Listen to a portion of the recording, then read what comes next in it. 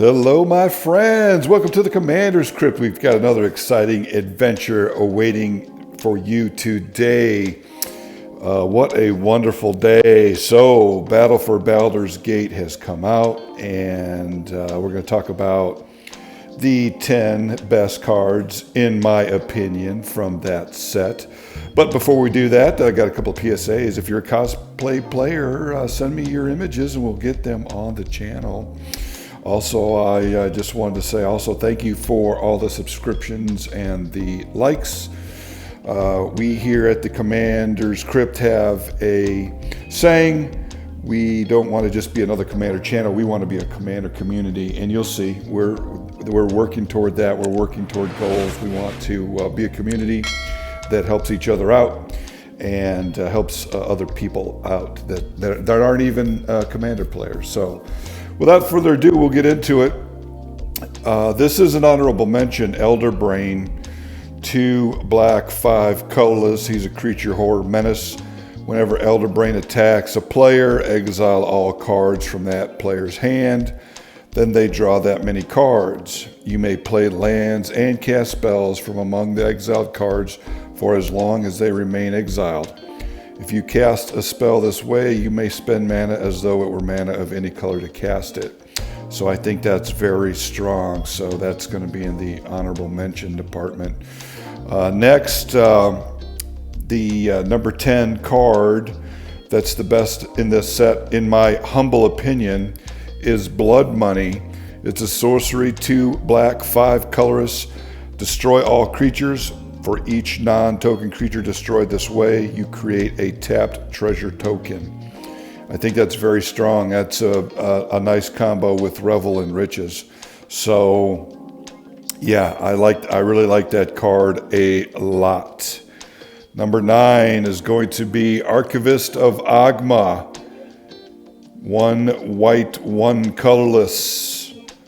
Halfling Cleric. Flash. Whenever an opponent searches their library, you gain 1 life and draw a card.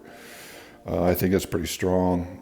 That goes for, lands, fetch lands, that kind of stuff as well. So whenever they go to flash a land or search their library, the owner of this card gets to gain 1 life and draw a card. Next is going to be Will's Reversal. I think this is a very good card. 1 red, 2 colorless instant. Choose target spell or an ability with 1 or more targets. Roll a d20 and add the greatest power among creatures you control. If that sum is 1 through 14, you may choose new targets for that spell or ability. So you're going to get to choose new targets for that spell. But then if it's 15 or more, you may choose new targets for that spell or ability, then copy it. You may choose new targets for the copy. I think this is a very, very strong card. At worst, you get to choose new targets for the spell. And at best, you get to make a copy. Choose new targets for the original copy, then make a copy. I think that is fantastic. Next is Lae'zel Vlackless Champion. 1 white, 2 colorless. I like her because she works well in Super Friend decks with Planeswalkers, etc. 1 white, 2 colorless Gith Warrior. If you would put 1 or more counters on a creature or Planeswalker you control or on yourself, put that many +1 of each of those kinds of counters on that permanent or player instead. Then you can choose a background. I think that's very strong. So anytime you tick up your Planeswalkers, instead of ticking them up for 1, you'll be able to tick them up for 2. And so on and so on. So a very fantastic card. I like this card a lot. Next is Astarion's Thirst. 1 black, 3 colorless. It's an instant. Exile target creature. Put X +1/+1 counters on a commander creature you control. where X is the power of the creature exiled this way. So it's relatively pricey as far as cast CMC. This card would be much stronger if it was just 2 CMC or 3 CMC. But still, it exiles a card, doesn't destroy it, it exiles it, and it can be any color, creature, or an artifact. You know, a lot of black removal spells have a problem with that. So you can exile anything. Big ol' Eldrazi, exile it, and then your commander gets that many +1/+1 counters on it. I think this is a very, very strong card.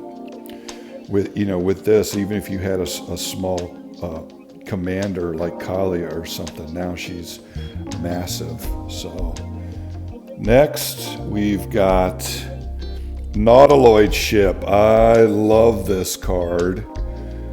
It is 4 cast and cost vehicle flying. When Nautiloid Ship enters the battlefield, exile target player's graveyard. Whenever Nautiloid Ship deals combat damage to a player, you may put a creature card exiled with Nautiloid Ship onto the battlefield under your control. I think this is a very super strong card. It has flying, so it has evasion, and the crew is small, only 3. I think this is a fantastic card. More graveyard hate in the vehicle department. I absolutely love this card, and I will be working toward picking up foils of it. After that, we have got Ancient Bronze Dragon. I really like this guy. Anybody that knows me knows I love big old creatures, dragons and demons and angels. This is a fantastic card. I absolutely love this card. 2 green, 5 colorless, flying. Whenever Ancient Bronze Dragon deals combat damage to a player, roll a d20. When you do, put X +1/+1 counters on each of up to 2 target creature where X is the result. When I first saw this card, I couldn't believe it. I had to like reread it to make sure that I was not seeing things. I didn't read that. I read that correctly. Yes. So this guy is crazy insane, and he's a dragon. He's already a 7/7. So, I mean, just what green needs, right? More huge buffness.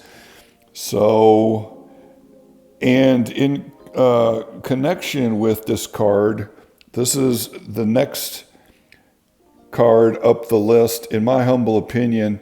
Anybody knows me, they know I love big creatures, but they also know that I love cheating in said big creatures. So I really love this card. I love it for a few reasons. It's a monster manual artifact, 1 green, 3 colorless. It can go on an adventure. It can be a sorcery, 1 green, 2 colorless. That's why this card is so good, among other reasons. Zoological Study. It's a sorcery adventure. Mill 5 cards, then return a creature card milled this way to your hand.